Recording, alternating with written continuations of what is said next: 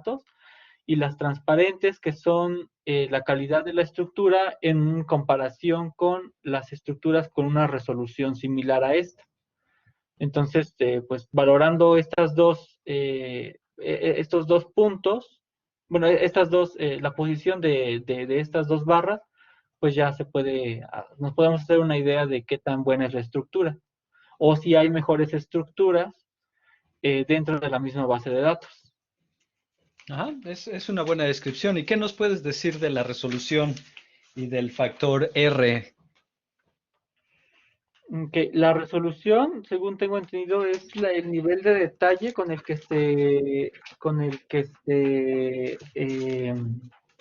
se resolvió la estructura.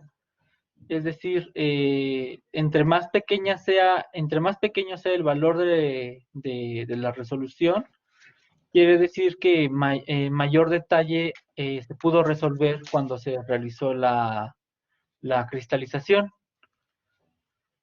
Y el valor de R, de ese no me acuerdo.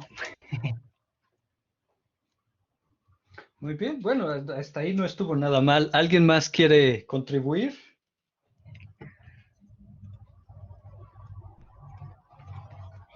¿No? ¿Nadie? Estoy buscando unas ilustraciones, pero como siempre no las encuentro. Ah, Cristina, César, ¿nadie quiere contribuir un poquito más? Creo que yo recuerdo que nos había comentado que a veces la resolución se tomaba mucho en cuenta, pero que era más importante que nosotros checáramos los parámetros de validación que nos comentaron ya, y no Ajá. tanto la resolución, que le diéramos más importancia, pues. Sí, de hecho, estoy buscando una ilustración que usé hace rato, pero parece que no la separé en mi libro, porque es importante hacer una muy buena distinción entre resolución del experimento de difracción y la calidad de la estructura. Déjenme, déjenme tratar de buscar una vez más aquí en mi librito. Bueno, de hecho ahorita se los muestro porque es un libro que sí, si les interesa dedicarse a esto, y por dedicarse quiero decir más allá de solo usar una estructura de vez en cuando, este es un muy buen libro. A ver, encontré uno que sería útil. Le voy a poner un separador para que no lo vuelva a perder.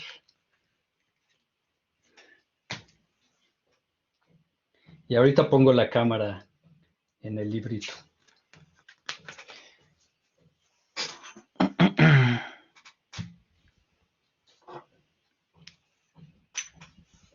A ver.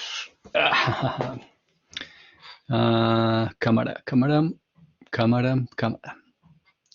Entonces, este dibujo o este esquema, ahorita le ajusto el foco al libro.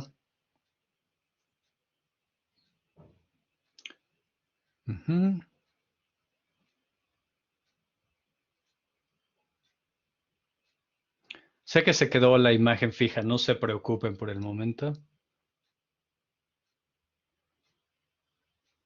A ver, a lo mejor en automático. No, no está tan bien. Ok, a ver si eso funciona.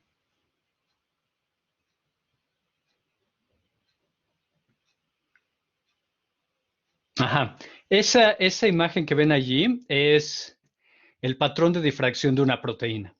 Y los puntitos, excepto el del centro, todos son una representación de lo que está difractando el cristal. La difracción solo ocurre cuando hay cristales, ¿no? Si uno le pone una proteína en solución, esto no ocurre, solo con la difracción. Y los círculos concéntricos están identificando la frecuencia de esa difracción, que es literalmente lo que se lee en ese parámetro de resolución. Mientras más hacia afuera del disco estén los puntitos, más alta es la resolución.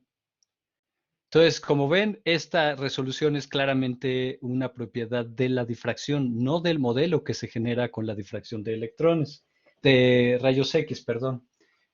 Tan es así que, acá sí, ahora sí se parece a página, este esquema muestra algo más parecido a lo que ustedes entienden por resolución, pues probablemente porque esta es muy parecido a la definición física, a la definición óptica de resolución con luz visible. Pero este diagrama lo que está mostrando es la distancia entre los puntitos de la difracción en la imagen que les mostré previamente. De hecho, este libro me gusta y ahorita había apuntado muy bien dónde estaba esta sección porque les voy a leer lo que dice de la resolución.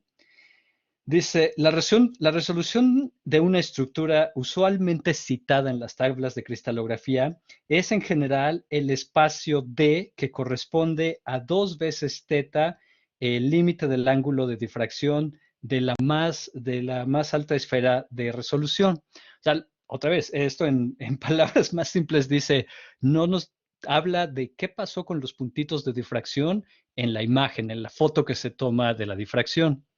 Entonces, en el contexto de la base de datos, ahorita comparto otra vez la imagen del PDB. En este contexto, esta resolución que está citada en el sitio habla del experimento en sí de difracción, no de la calidad del modelo. De hecho, si hablara de la calidad del modelo, pues muy pocos modelos servirían. ¿Quién se acuerda de los presentes? ¿Cuál es la distancia carbono-carbono en un enlace sp3?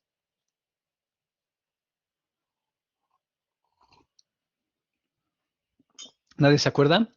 Anda por ahí del 1.5 Armstrongs. Si esa resolución fuera la resolución que se necesitaría para ver átomos, pues estructuras de 2 Armstrongs no servirían para mucho, ¿no? Básicamente ningún enlace de macromoléculas sería visible a esa resolución. Entonces, sí, como calidad de una estructura, esto solo habla del experimento de difracción per se, no del modelo.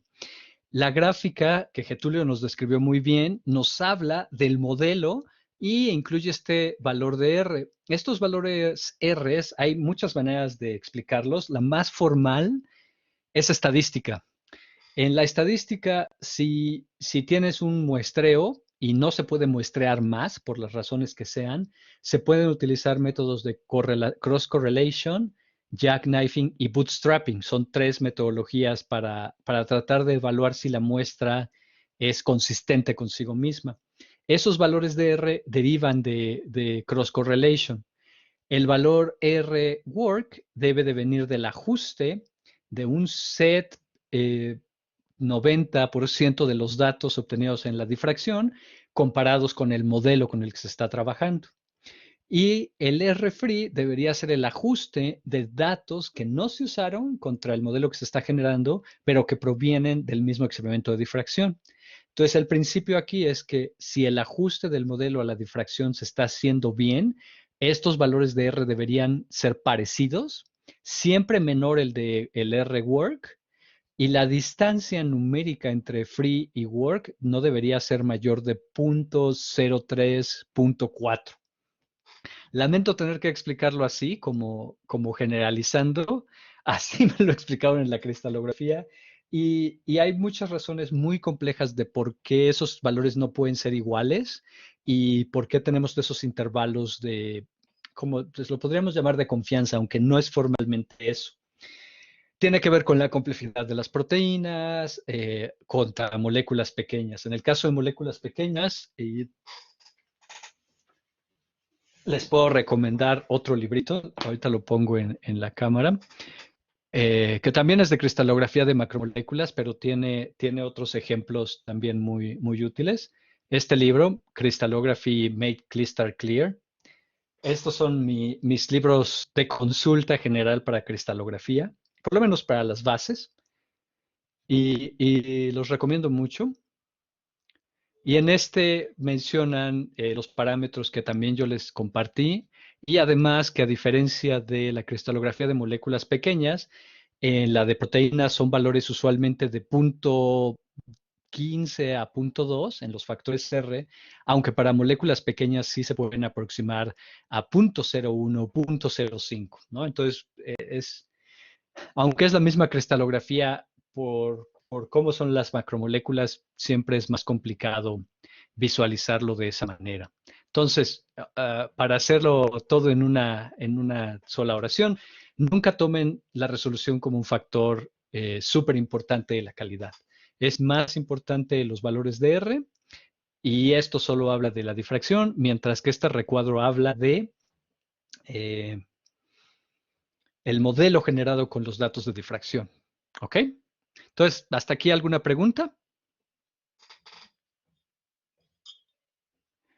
Todos podrían hacerme la pregunta de ¿y por qué es esto importante? A ver, César, prendiste tu micrófono. ¿Qué? Disculpe, doctor, lo que pasa es que llegó un poco tarde y no vi el nombre del primer libro.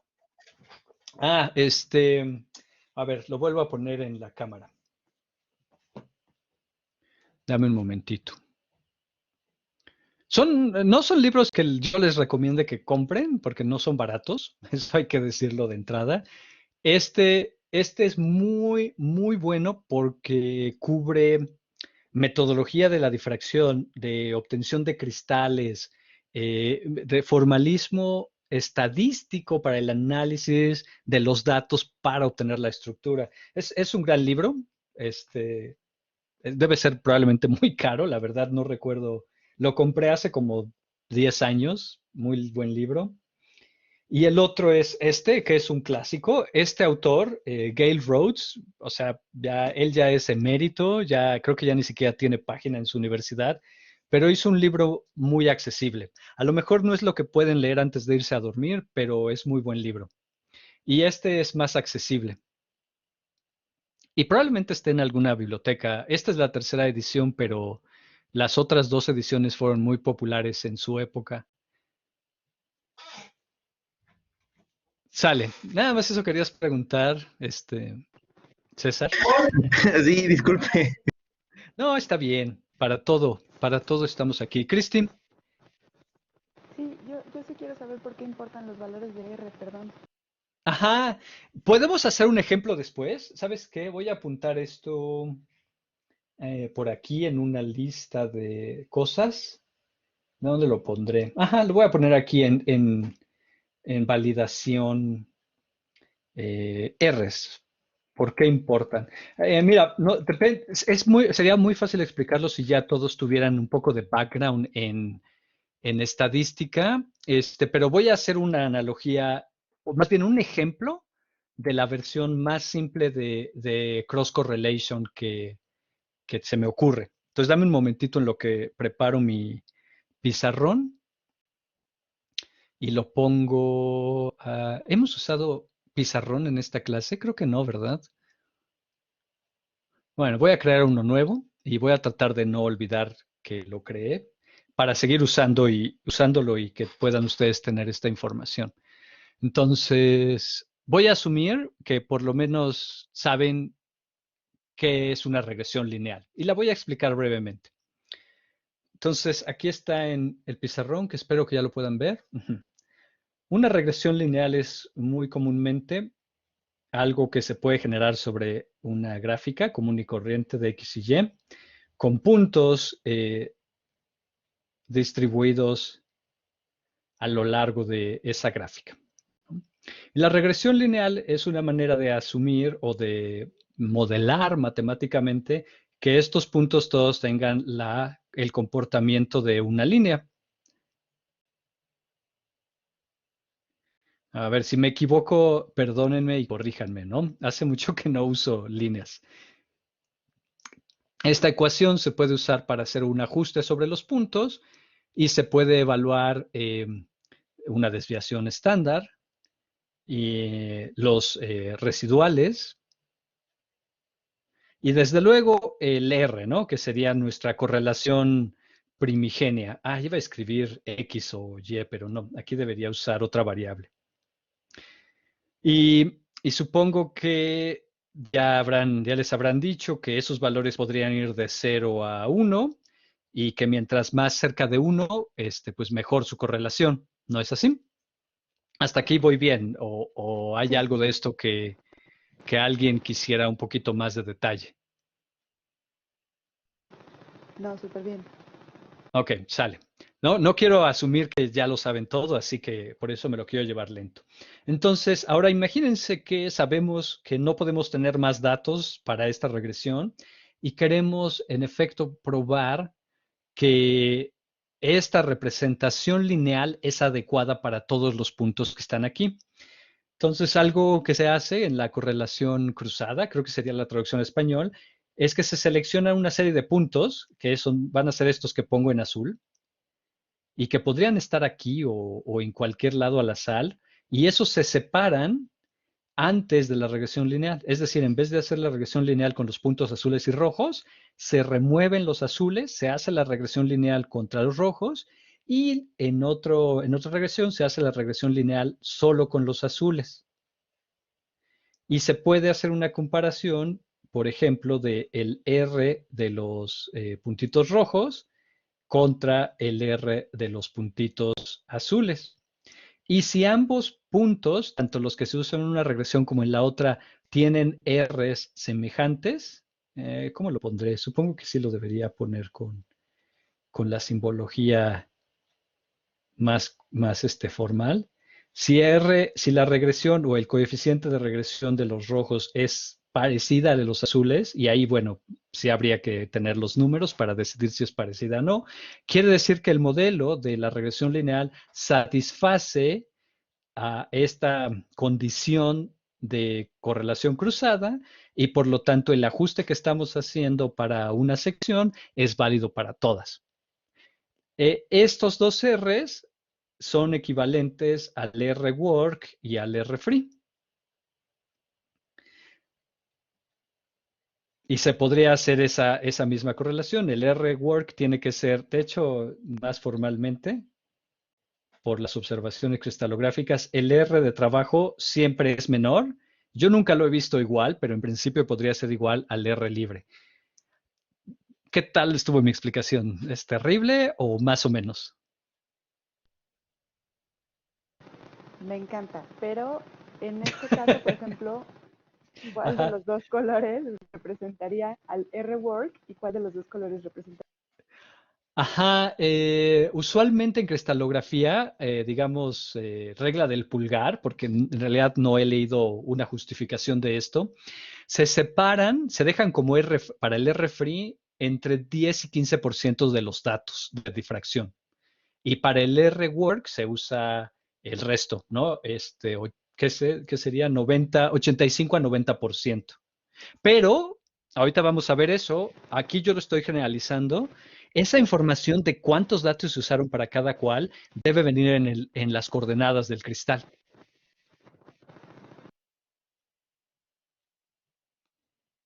Gracias por las caritas felices, Angie y Cristina. Ok, entonces si eso está claro, y ya que se preguntó, voy a regresar a la página del PDB y vamos a echarle un ojo.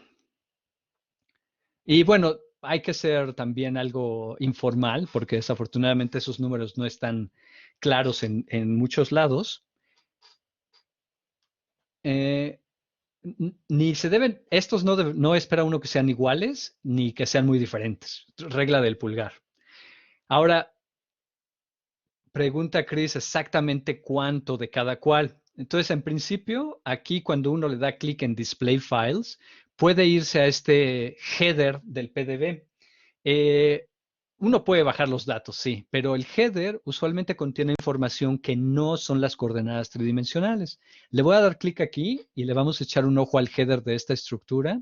Déjenme ver, sí, usualmente Blackboard no me cambia al tab que tengo al frente.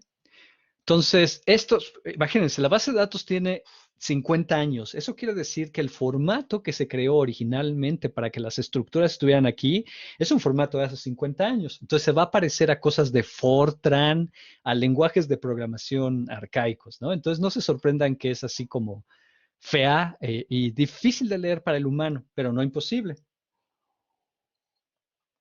Entonces, voy a irme específicamente a las cosas cristalográficas. Si uno hiciera Unix sin tener interfaz gráfica, todos los datos relativos a la difracción se encuentran en los remarks del 2 al, déjenme ver, hasta simetría, hasta el 290. Es decir, solo difracción está descrita del 2 al 290. Y en adelante se describen ya parámetros de cuando ese cristal se le asigna el modelo con el que se va a reconstruir. No, podríamos tener todo un semestre de cristalografía. No quiero entrar en muchos detalles, pero otra vez, del 2 al 290 es puro parámetro cristalográfico. Vamos a echarle un ojo rápido sobre todas las cosas más relevantes. El 2 trae la resolución, que como ya les expliqué, es la resolución de la difracción en sí. El afinamiento generalmente se asigna en qué programa se hace. Este afinamiento es el equivalente a lo que les mostré de regresión lineal, pero en RefMag lo que se hace es la densidad electrónica, coordenadas X, Y, Z, aunque en realidad se manifiestan como HKL, y contra el modelo cartesiano que sí es X, Y, Z. Todo ese afinamiento se hace en RefMag. Aquí dice más precisamente que la difracción tuvo su resolución más alta a 1.5 Armstrongs, como les mostré en las imágenes y les traté de explicar. La resolución más baja, 40 Armstrongs. Esto hasta cierto punto es arbitrario, porque uno puede decidir en qué intervalos de resolución se obtienen los datos más importantes. Entonces hay gente que tiene tantos datos a alta resolución que puede hacer cortes a 30 Armstrongs, a 20. En este caso se fueron hasta 40. Completeness. Este es un parámetro que es súper latoso de explicar porque ese completeness tiene que ver con la simetría del cristal. Cómo se cristalizó esa proteína, cuál es su celda unitaria y su simetría. Entonces, esto lo que quiere decir, bueno, más bien, ¿cómo leerlo? Mientras ese completeness sea más cercano al 100%, mejor. Hay cristales de baja resolución que terminan siendo de baja resolución no porque no hayan tenido difracciones alta, sino porque hubo pocos datos a esa resolución. Y entonces el completeness queda en 80. Creo que bajo de 80 va a ser muy difícil resolver una estructura. El número de reflexiones, este es más importante que la resolución. Para una estructura con baja simetría, o en general para cualquier estructura, mientras más reflexiones, que son los puntitos que les mostré en la imagen, mejor, porque tienes más datos. Aquí habla del método de validación cruzada, desde luego, para hablar de los R's. ¿Qué dice? Pues que para escoger el dataset para hacer las pruebas fue aleatorio. Yo en mi esquemita puse los datos del centro rojos y los externos azules, pero ahí dice que agarraron al azar. El valor de ajuste cuando se usan los dos datos, punto 17. Cuando solo se usa el set de datos de trabajo, muy parecido, muy bonito. Y los que no se usaron nunca en el fitting tienen este valor más alto. ¿Cuál fue el tamaño del dataset para el R-Free? 5%. Probablemente este es tan pequeño porque 32,000 puntos de difracción en realidad no es mucho, es de hecho bastante poquito. Bueno, no bastante poquito. Depende otra vez de la estructura, de la simetría, pero no son muchos datos, ¿no? Y aquí se ve en manifiesto cuando solo seleccionaron el 5%. Este ya está más detallado porque nos dice que hay una franja de alta resolución que está definida aquí y que el resto de las franjas, pues básicamente cada difracción, cada fotodifracción se dividió en 25 círculos concéntricos. En esta franja de resolución, de alta resolución, hay solo 2,000 datos, etcétera. Bueno, aquí ya se pone muy técnico, ¿no? Aquí, ¿cuántos átomos se asignaron de proteína? ¿Cuántos que no sean ni proteína ni solvente y cuántos de solvente? Y el resto, aunque interesantes, hablan de cómo se hizo el afinamiento de la estructura. Entonces, vamos a ver si aquí lo podríamos inferir. Como sé que hay muchos físicos, esta pregunta va para ustedes. Si no supiéramos nada de las proteínas y tuviéramos en efecto 1466 átomos, ¿cuántos parámetros necesitaríamos para determinar las posiciones de todos estos átomos? A lo mejor han respondido esa pregunta en otro contexto y si quieren que la trate de reformular, díganme, pero no sé, ¿qué opinan? ¿Cuántos parámetros necesitarían para determinar las posiciones de 1466 átomos? O puntos en el espacio, que es más común en la física.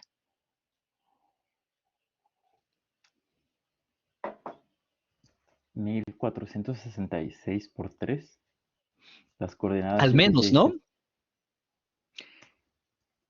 Al menos eso. ¿Tenemos suficientes datos para hacer eso? Pues de acuerdo a la difracción, sí, de hecho tendríamos de sobra, ¿no? Pero hay algo muy importante que siempre hay que considerar cuando se habla de macromoléculas y es que sabemos qué tipo de enlaces, con qué tipo de ángulos, con qué tipo de torsiones van a estar fijos estos átomos. Es decir, realmente no requerimos de las tres coordenadas, porque en cuanto pudiéramos definir dónde está el carbono alfa de un aminoácido, pues sabemos que muy cerca tiene que estar el nitrógeno, el carbono beta, los carboxilos, por ejemplo. Entonces, todo eso está aquí un poquito disfrazado en todos estos valores ideales que se pueden usar para facilitar el afinamiento de la estructura. Hay otras complejidades aquí en las que creo que no, a menos que fuera un curso de cristalografía, no es tan importante entrar, pero sí quiero llegar a estas. Y gracias. ¿Quién contestó? No te agradecí. Fui bastante grosero y perdón. Es una buena respuesta. Y hay que notar que esos átomos que se mencionan ahí solo son átomos pesados, carbono, oxígeno, nitrógeno, azufre, fosfato si lo hubiera, nada de hidrógenos. Esta sección habla de los detalles experimentales del cristal y el difractómetro. Por ejemplo, el cristal se enfrió en nitrógeno líquido a 100 Kelvin y el medio de cristalización se sabe que era 8.5. Ya cuando se congela a 100 Kelvin, quién sabe si ese sea el pH, pero el medio que se usó para cristalizar, ese es el pH que tenía. Esto es importante tomarlo en cuenta porque a veces se pueden tener estructuras a diferentes pHs y hay que considerar si las diferencias entre esas estructuras son debidas al estado de protonación de algún aminoácido. Aquí abajo viene cómo difractaron esto, y a menos que fueran cristalógrafos, pues esto no es tan importante. Un ánodo rotatorio es una fuente de rayos X relativamente sencilla, cuyo límite de resolución anda en 1.5. Se usó una placa. Esto es el equivalente a haber usado ha usado película para tomar una foto. Es decir, antes era la manera de hacer, pero esto ha cambiado muchísimo. Y otra vez el número de difracciones, qué tan completo está, la redundancia de datos, que esto es importante. A lo mejor para los físicos hace más sentido, pero siempre quieres tener redundancia de datos.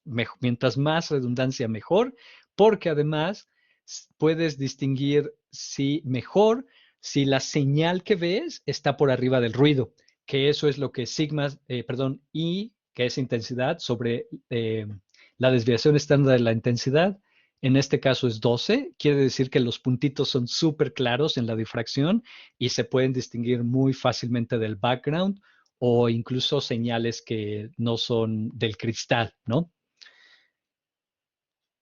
Bueno, y el último aspecto importante es este. Hay un problema en la cristalografía de macromoléculas que es cómo determinar las fases.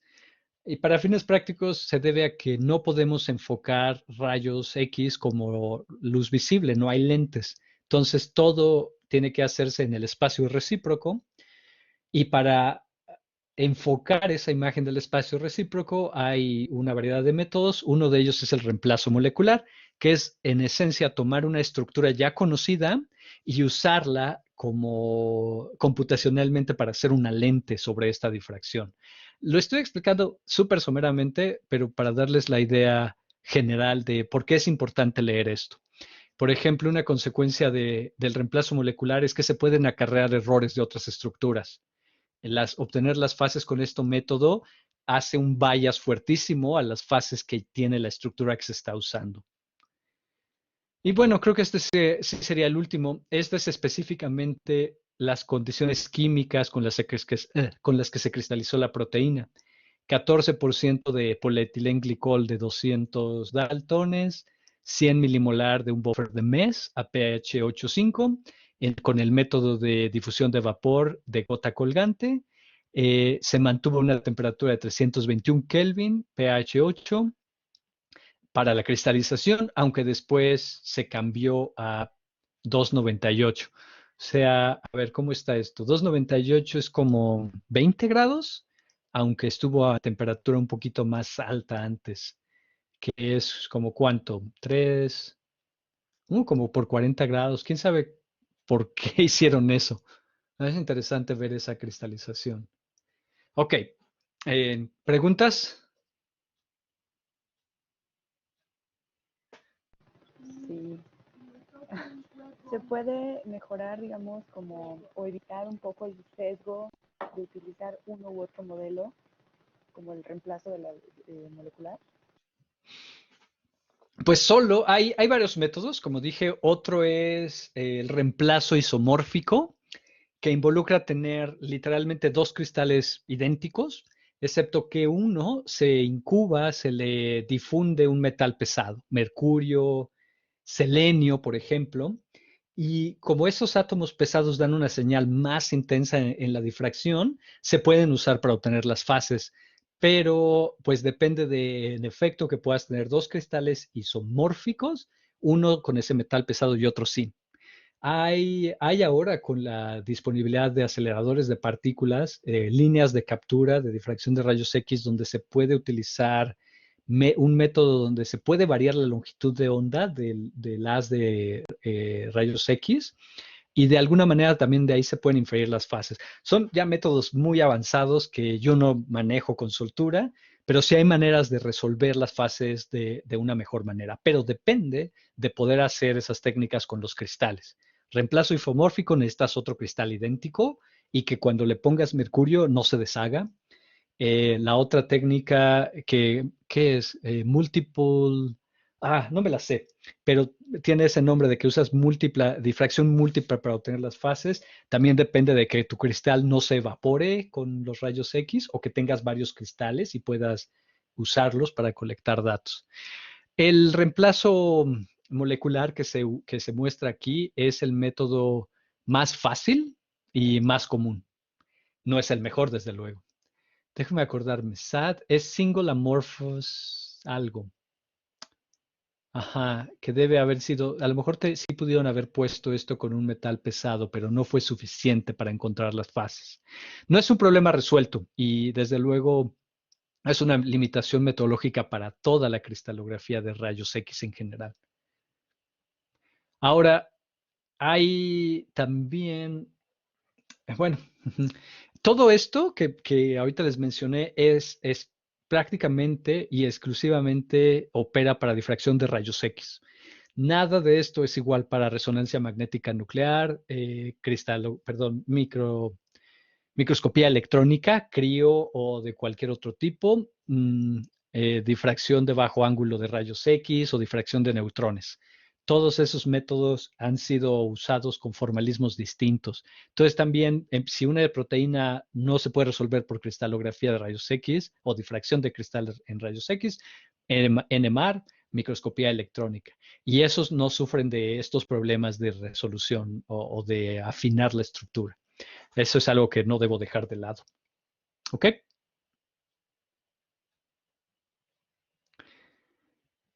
Vamos a ver. Ajá, claro. Entonces, si a menos que haya otra pregunta, quisiera pasar al artículo, pero déjenme ver cuál es. Andrea Ruiz, por favor. Buenas tardes. Espérame Hola, buenas tardes. estoy teniendo problemas. Ya. No te preocupes. Sí, entonces con todos estos parámetros, pues sí, este método de rayos X, pues no nos aporta, como se dice, de manera tal cual como es nuestra estructura, ¿no? Entonces, ¿en qué parámetro nos podríamos fijar para que a la hora de hacer una simulación, pues nos arroje resultados lo más cercanos posibles a la realidad? Pues depende de muchas cosas, depende cuál es el objetivo de esa simulación. Por ejemplo, en este caso de esta proteína, déjenme, ¿dónde se los muestro? A lo mejor esa es una pregunta que podría estar respondiendo con el artículo, así que déjame mostrarte el artículo primero. O bueno, déjame pensar. Es siempre es una respuesta, es una pregunta muy difícil de contestar. Vamos a seguir una heurística X para ver qué podemos hacer. Primero, yo me preguntaría, ¿esta estructura que está aquí es la única que hay? Entonces voy a regresar a esa ventana. Aquí estamos otra vez en este código. Este código lo encontré porque alguien me dijo que había esta estructura. Abajo de estos parámetros de validación viene algo muy interesante. Resulta que este es el artículo y en ese artículo hay dos estructuras. Esta que estamos viendo y otra. Entonces le voy a dar clic a esta otra a ver si... ok, perfecto. Sí, está compartiendo. Entonces resulta que hay esta otra estructura que es de la misma proteasa, pero esta está en complejo con pues un inhibidor aparentemente, o al menos una molécula que interacciona con el sitio de unión, el sitio catalítico. A ojo, la calidad de la estructura se ve muy parecida. Y ahora, ¿cómo escojo una u otra? Pues de entrada, si me interesa conocer cómo esta proteasa viral interactúa con ligandos o con inhibidores, pues tendría que escoger entre la anterior y desde luego que esta me parecería más interesante. ¿Por qué? Porque ya está cristalizada con ese ligando. En el peor de los casos, esta estructura la puedo usar como referencia de un control positivo. Esa molécula descrita allí ya se sabe experimentalmente que se le pega. Si mi objetivo de simulación, de docking o de simplemente de análisis de las interacciones involucra interacciones con ligandos, voy a empezar por aquí. Voy a abrir otra vez el header. ¿Por qué? Porque este es solo el principio. Ya encontré una estructura interesante, pero ahora quiero ver qué tan bien o mal resuelta está. Entonces déjenme cambio a esa otra ventana. Esta. Entonces, ¿en qué me voy a fijar? Bueno, primero me aseguro que sí sea de mi proteína de interés. Ok, esta no es de dengue, es de otro virus parecido. Ok, eso no es tan malo porque todos estos virus son parientes, están relativamente cercanos y a lo mejor esta estructura me puede decir algo que la otra no. Entonces, la voy a seguir analizando solo para hacerme una idea, pero voy a evaluar su calidad de la misma manera que si fuera la estructura que quisiera usar. Para bien o para mal, muchos de los parámetros descritos aquí que hablan de errores empiezan hasta después de el remark 90, es decir, aquí en el remark 300. Y les voy a tratar de mostrar algunos muy específicos. Este, por ejemplo, déjenme hacer más grande mi pantalla. Yo creo que así. Remark 465, residuos faltantes. ¿Cómo ven? ¿Qué significa esto? Pues que cuando se capturó la difracción y se empezó a ajustar el modelo, resulta que los siguientes residuos en esta larga lista no se pudieron encontrar en la densidad electrónica experimental. ¿Qué quiere decir esto? Simplemente no hay datos, ¿no? No podemos saber si estaban allí o no con el experimento de difracción. Si tuviéramos no es como labor obtener estas estructuras, pues a lo mejor una solución alterna para ver si estaban esos residuos ahí es hacer espectrometría de masas, ¿no? Que sí podría cuantificar todos los detalles de la composición, pero no la estructura. Entonces, ¿para qué me sirve esto? Para responder la pregunta, ¿es alguno de estos residuos importantes para entender la función? Si lo son y están ausentes, pues esto prácticamente descarta esta estructura, ¿no? Porque no le podemos hacer las preguntas que queremos.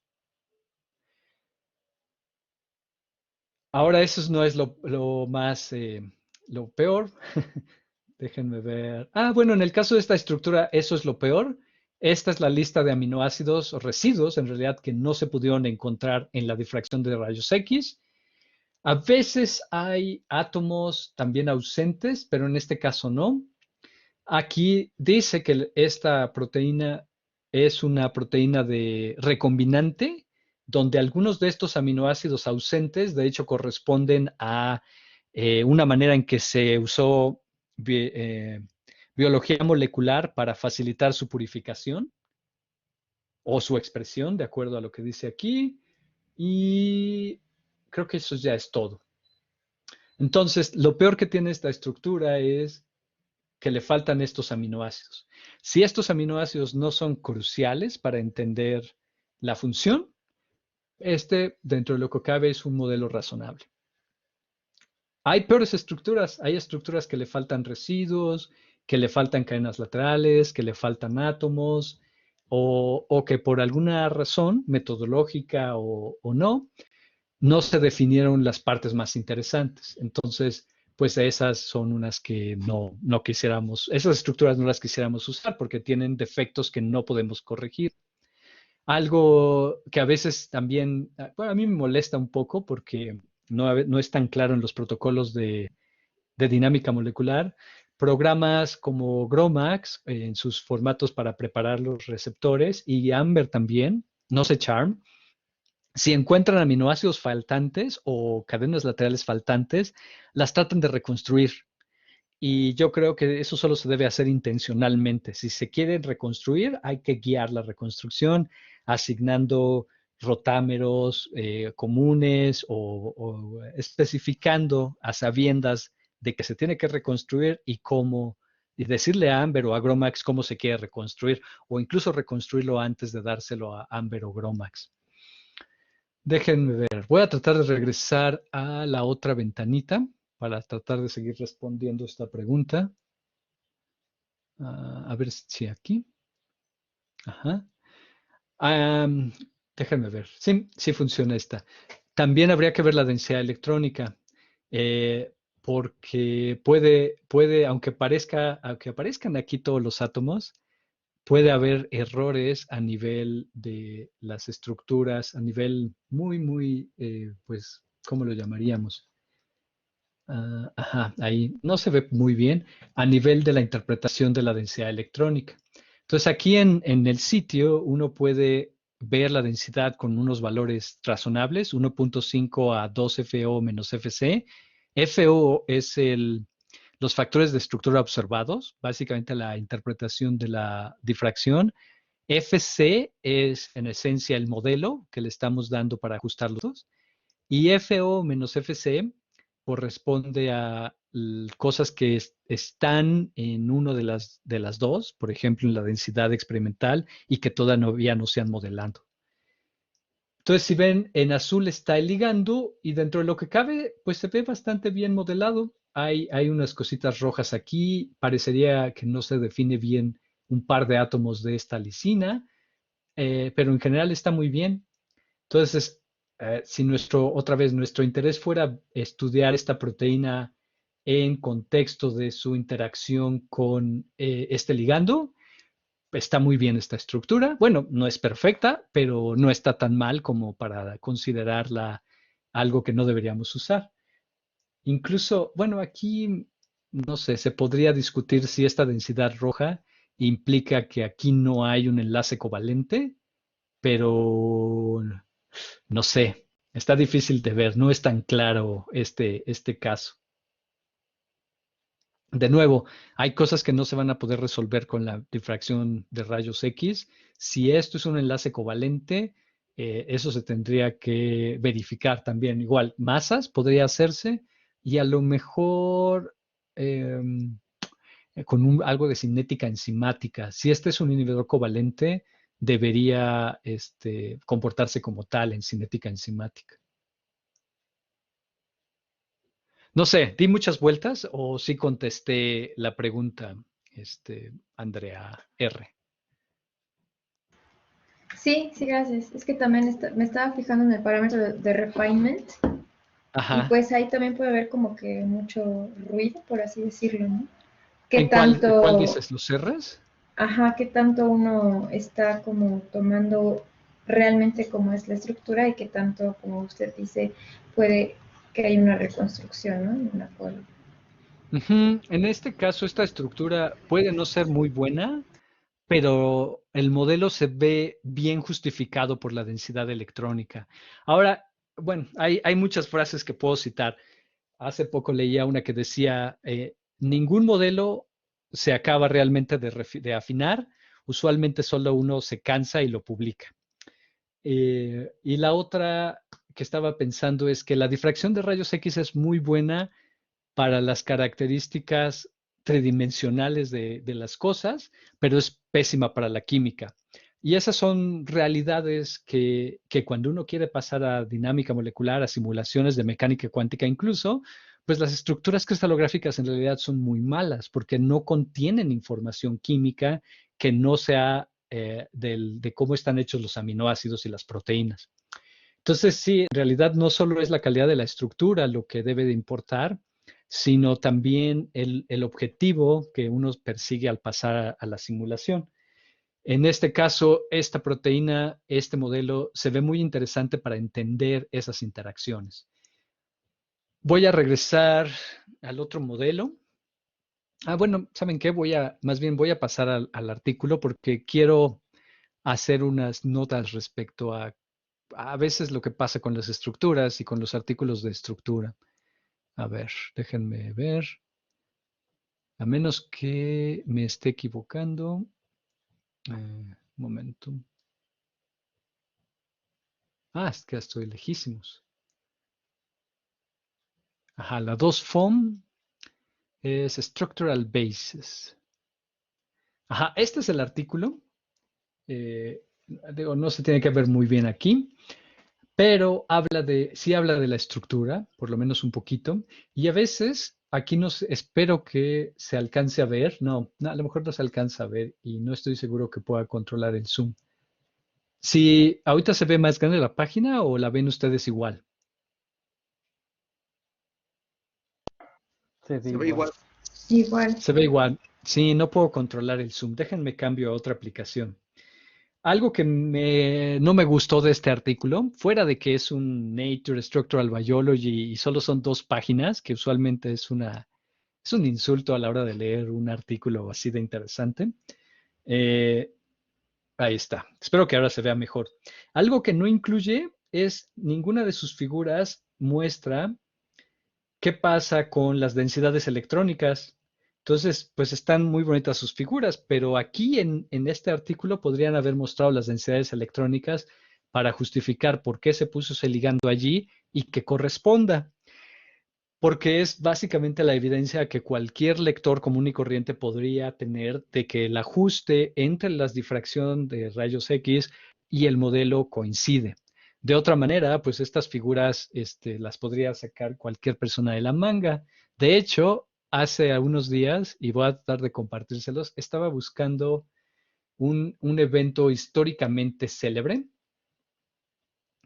Perdón, si bien históricamente, pero tristemente célebre, que ocurrió allá por el 2005 y que en esencia disparó el que hoy en día en la base de datos del PDB tiene que poder descargar. Los autores tienen que subir las densidades electrónicas y nosotros los usuarios tenemos que ser capaces de bajarlas e interpretarlas. Y ocurrió esto, que en un artículo de Nature, un autor, me parece que sí, de la Universidad de Alabama, se inventó unas estructuras de este complemento C3b, que es una parte del sistema inmune. Se inventó las estructuras, las depositaron y las publicaron. Alguien que se puso a revisar la estructura y de hecho hay una carta al editor en Nature que debería estar citada por aquí en algún lugar, donde decían, oigan, esa estructura está rara, no se parece a otras, tiene regiones inusuales, por favor, aclaren cómo se justifica eso. Los autores respondieron que sí, estaba perfecto, pero la Universidad de Alabama, donde residía uno de estos autores, se puso a hacer una investigación y resulta que no había datos que soportaran la difracción de tales estructuras, nunca se habían hecho cristales y era pura ilusión. Entonces, no quiero decir que tengan que fijarse siempre en las estructuras porque alguien puede inventar algo, sino al contrario, que hoy por hoy que tenemos acceso a las coordenadas y a las ansiedades electrónicas, pues realmente nos corresponde echarle un ojo a las dos para asegurarnos que las estructuras fueron lo mejor posiblemente interpretadas y que lo que hagamos después con ellas, otra vez docking, dinámica molecular, mecánica cuántica, esté basado firmemente en la mejor interpretación.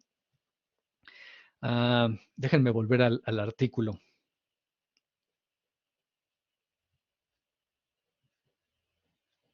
¿Dónde está mi artículo? Aquí está. Y entonces, pues pueden interpretar por eso por qué no me gusta que los artículos de las estructuras sean tan chicos, ¿no? Pues no responde esa pregunta tan interesante de cuál es la calidad de la estructura, cuál es la certidumbre de tal o cual cosa desde el punto de vista químico, no solo funcional. Entonces, a veces, o más bien mi primera nota respecto a los artículos es cuando vayan a trabajar con una estructura, traten de leer el artículo. Puede ser que el artículo sea aburridísimo, pero aquí se pueden dar cuenta de, tal vez se pueden dar cuenta de qué tan buena calidad tiene la estructura, de cuánta importancia realmente le pusieron los autores y o no, y saber que hay que entonces irse o al PDV, como les mostré, viendo los headers, o en el caso donde ocurra a los materiales suplementarios, que en este caso tienen tablas y me parece que una figura, sí, otra figura, que no aclaran nada, a veces solo ni siquiera las estadísticas de la difracción están en los suplementarios, pero deberían estar ahí al menos. Este es uno de los peores ejemplos de donde realmente no puedes sacar nada del artículo. Bueno, si necesitas la estructura, claro. Déjenme, voy a abrir el otro artículo. El otro artículo creo que es bastante mejor. De hecho, hasta el título es algo más fácil de interpretar. Déjenme cambio de ventana. Ajá, acá. Ajá, estructuras del virus de dengue con ligandos. Ese es claramente un artículo que, si está uno interesado en entender esas interacciones, pues nos va a hablar de las estructuras que nos interesan. Este artículo, de hecho, es de otra estructura, la 3, ahí siempre me hago las 3U1I, me parece. Y esta sí trae, pues como un cristalógrafo reportaría las cosas. Aquí hay el grupo espacial, que va a tener que ver con la simetría, los parámetros de la senda, la resolución, perdón, la longitud de onda donde se difractó, el intervalo de resolución, el número de reflexiones, de las reflexiones únicas, la completez, que esta es del 100% en este caso. La multiplicidad es un factor que no habíamos visto antes y ese tiene que ver con que el cristal no es perfecto, ¿no? Creo que mientras más grande ese factor, más imperfecciones por las proteínas que hay allí. Entonces, esta multiplicidad creo que hasta abajo de 10 es aceptable, pero por arriba de eso ya no es tan fácil utilizar estos cristales. Vean la intensidad I sobre sigma I, 12, es bastante alta. En paréntesis, usualmente se ponen, los números que vienen de la mayor esfera de resolución. Y esa esfera de resolución debe estar, en este caso de la primera columna, ahí por 2.3, 2.4, y en la segunda de 1.8, 1.9. Y como ven, en esa esfera de mayor resolución, el I sobre I sigma es más bajo. A veces incluso se tiene que dejar de usar los datos de mayor resolución porque el I sobre sigma I es tan malo que realmente no se distinguen del ruido. Y aunque aunque haya difracción a resoluciones muy altas, ya no se usan en la creación de los modelos. Y contenido de solvente, ¿no? Que esto también es como, no puede ser muy alto, aunque hay cristales donde es ridículamente alto. y vean que distinguen de las estadísticas de la colección de datos contra las del afinamiento, ¿no? O sea, aunque aquí tuvieron difracción a 55 Armstrongs, para construir el modelo solo se usa hasta 30. O, bueno, en los dos casos solo usaron hasta 30, de manera que no tuvieran que, más datos a baja resolución no ayuda, en realidad a los quieres a alta. De reflexiones, vean, al quitarlas de 40, de arriba de 10 y 40 hasta 40, en vez de tener, eh, estas deberían ser únicas, en vez de tener, ajá, solo perdieron 1000 de estas únicas y de en este caso como 1000, ¿no? Es un buen trade-off al perder en la baja resolución. Aquí ya se asignaron los átomos pesados, a moléculas de agua. Esto es en esencia al final de mostrar los modelos. Los factores R aquí están en porcentaje, pero los dividen entre 100 y obtienen lo que se ve en la base de datos del PDV. Y los códigos. Hoy en día no sé por qué han cambiado el dónde se ponen los códigos y ya no ponen estas tablas y a veces el código está perdido hasta el final del paper o por ahí y entonces no se sabe a veces cuál es el PDV de dónde es que se depositó. Entonces, bueno, eso pues no es algo que se pueda cambiar fácilmente, pero a veces es más fácil encontrar la estructura en el PDV y luego buscar el artículo que viceversa. Ok, hasta aquí alguna pregunta. Espero no estar yéndome muy rápido. Estos los podemos revisar si gustan con estructuras específicas o como sea necesario.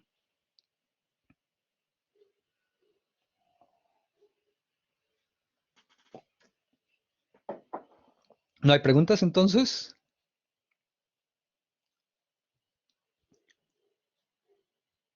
Ok, bueno. Entonces, ¿qué más hay aquí que sí sea útil? Bueno, el ligando. A veces es muy importante entender qué están describiendo. Aquí, por ejemplo, mezclan nomenclatura química con aminoácidos, lo cual lo hace algo difícil de leer, pero no imposible. Aquí sí vienen los datos de cómo se afinó la estructura. Mosfilm es un programa increíblemente viejo, que yo la última vez que lo corría solo en Silicon Graphics, y es el primer paso de las imágenes de difracción hacia la densidad, el archivo de densidad que se puede usar para afinar. CSP4 ya es más moderno, corre en cualquier Unix. MolRep, yo creo que ya es arcaico y se utilizan otros programas para hacer el reemplazo molecular. Y Qt y RevMac es algo que incluso podemos tener en el escritorio y en computadoras como esta donde yo estoy transmitiendo, podría utilizar esos dos para incluso hacer pequeños ajustes entre el modelo y la densidad electrónica. Y el viernes podemos hacer un ejercicio si gustan, si les interesa, y les puedo mostrar cómo funciona y a ver literalmente en tiempo real y con los parámetros que ahora he compartido y las ideas que he compartido con ustedes, cómo evaluar si un modelo está bien o está mal y qué le podríamos mejorar, ¿no? Hay ahí una inversión de tiempo y de conocimientos que están ustedes ahora viendo que es significativo, pero si su proyecto depende de tener el mejor modelo posible basado en los datos, es una inversión que en mi opinión vale la pena hacer. Y vean, este artículo se hizo lo que yo consideraría normal. Tienen aquí su estructura y al ligando le ponen la densidad electrónica, que debe de decir abajo a qué contorno y muchos detalles. Y dentro de lo que cabe, pues sí, ese péptido, excepto por esta cadena lateral y la punta de esta lisina, yo sí les creo que está allí. Y a lo mejor, pues sí, tuvieron que modelar estos átomos aquí, aunque realmente no los vieron en la densidad electrónica, y lo mismo para esto. Pero creo que es una aproximación razonable. ¿Cómo tomar eso para hacer una simulación? Pues nada más asegurarse que esos átomos estén allí y que Amber, Charm, GROMACS los entienda como pues parte de aminoácidos, que son cadenas laterales de aminoácidos. Y creo que ya es todo lo que quisiera mostrar del paper. Desde luego, algo que ya no le checamos a esta estructura, pero debería estar declarado por aquí, el pH de cristalización, súper importante, que creo que está aquí.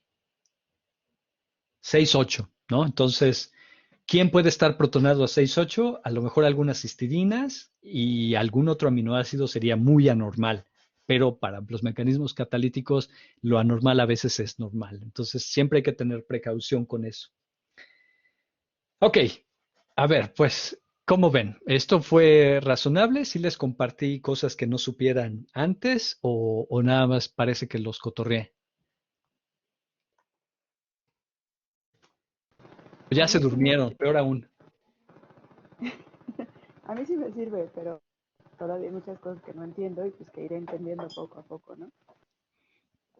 Sí, algunas cosas, insisto, van más allá de pues las pretensiones que tengo en estas reuniones, ¿no? Si quieren aprender cristalografía, yo no soy la persona ideal.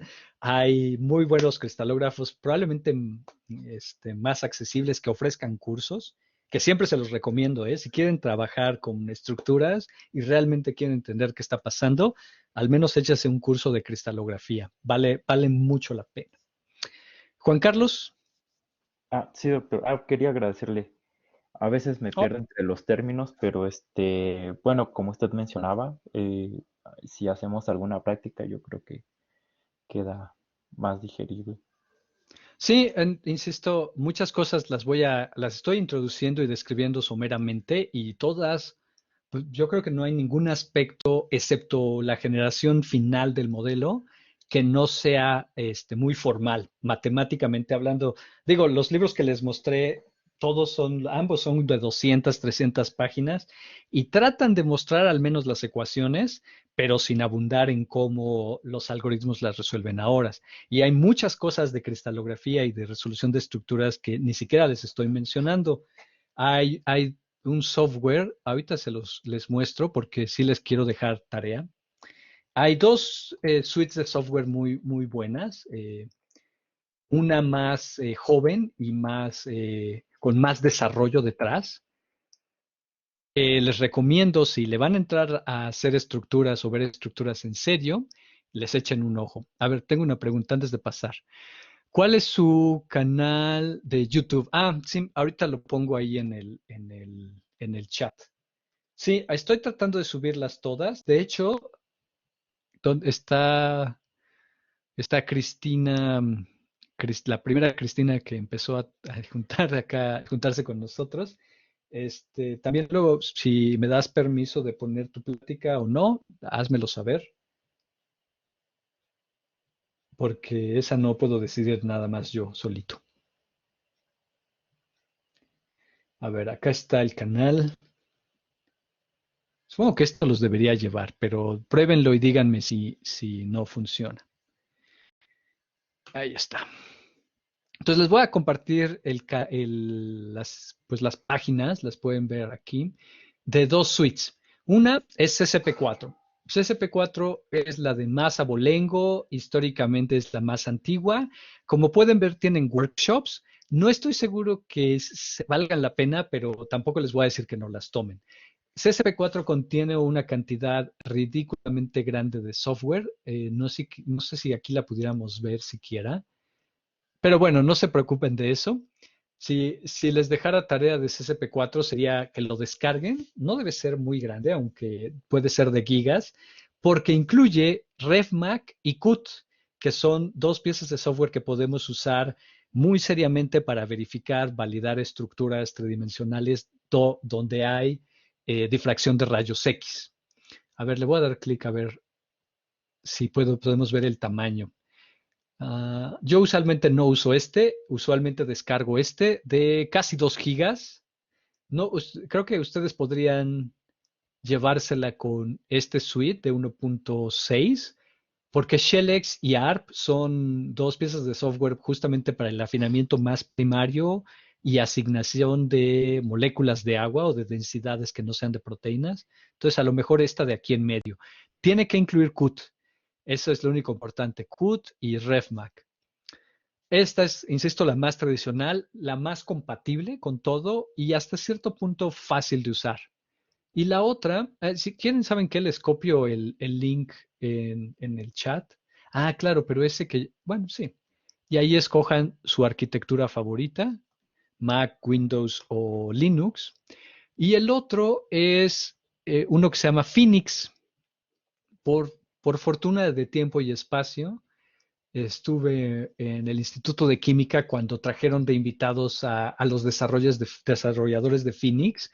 Y Phoenix es una suite muy parecida a CCP4, excepto que ha tenido más desarrollo para mejorar muchas de las cosas que hace CCP4 e introducir metodologías nuevas. Esta es una suite también muy bonita de interfaz gráfica, pero también no es algo que yo le recomendaría a cualquiera que lo bajara simplemente para ver estructuras. Creo que cumple esa función mucho mejor CCP4 y solo que se fueran a dedicar a cristalografía de algo, de macromoléculas, Phoenix definitivamente es un gran software. Ambos son académicos, ambos solo hay que registrarse en una página y los pueden descargar. Entonces, para ser claro, descarguen CCP4, eso es lo que les pediría si pueden. Si no pueden por cualquier razón, pues de todas maneras los guío por un ejercicio el viernes y ahí vamos a ver, al menos en vivo, qué pasa con los factores R y cómo leer densidades electrónicas, el FC-FO y el 2FC-FO, y cómo podríamos hacer ciertas modificaciones de los modelos para que fueran mejores. Voy a tratar, no he tenido tiempo de hacerlo, voy a tratar de resolver el problema de la estructura que les mostré la vez pasada, que le faltaba un oxígeno, pero les voy a mostrar además una estructura de coronavirus que está mal y que está publicada también en Nature y que sobreinterpretan unas cosas que creo que altera las conclusiones, tal vez las conclusiones no significativamente, pero toda persona que quisiera usar esa estructura de base para hacer docking, mecánica cuántica, diseño de fármacos, necesitaría conocer esa discrepancia porque si no creo que van a estar interpretando mal esos resultados. Pero eso va a ser el viernes. No sé, ¿qué más les puedo decir? ¿Alguna otra pregunta que haya surgido o que no haya respondido o que se les ocurra, que tenga que ver o no, no importa?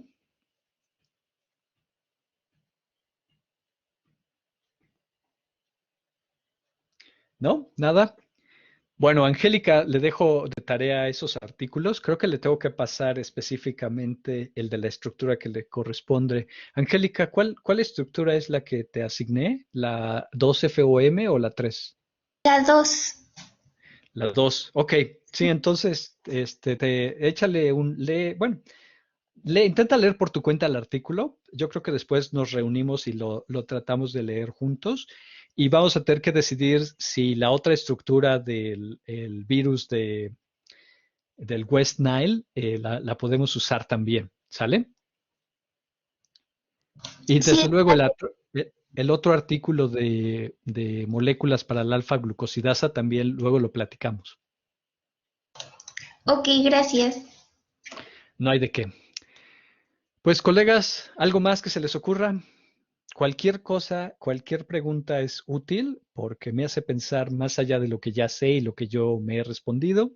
Y además tenemos diversidad aquí de diferentes carreras y doctorados o licenciaturas. Entonces, estoy seguro que sus ideas son distintas que las mías y con mucho gusto las oiré y trataré de responder lo que se les ocurra. A veces no voy a poder, pero eso es aún más interesante porque entonces todos aprendemos más.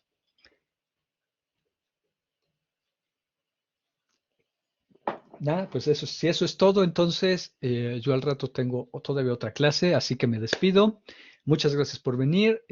Sí voy a estar tratando de subir estas grabaciones al canal y pues ahí las pueden checar si tuvieron problemas con la conexión o las quieren revisar.